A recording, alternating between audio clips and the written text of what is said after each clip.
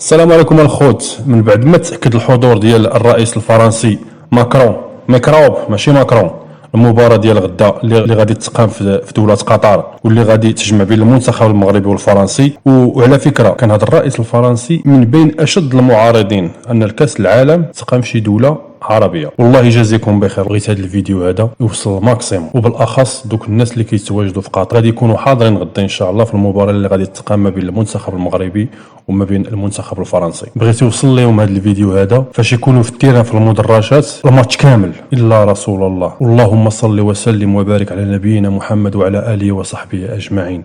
اجتهادي راه غادي تكون صفعه قويه ليه ولاي واحد كيسيء للرسول عليه الصلاه والسلام، والضربه القويه واللي غادي تكمل عليه هو الا فاز المنتخب المغربي ديالنا. يا ربي ما تخيبنا، ويا رب ان هذا الخبيث اهان رسولك محمد صلى الله عليه وسلم. فاللهم يا رب اجعل المسلمين غدا يرون دموع الحزن والقرح في اعينه يا ارحم الراحمين يا رب العالمين، بحق نبيك محمد عليه الصلاه والسلام.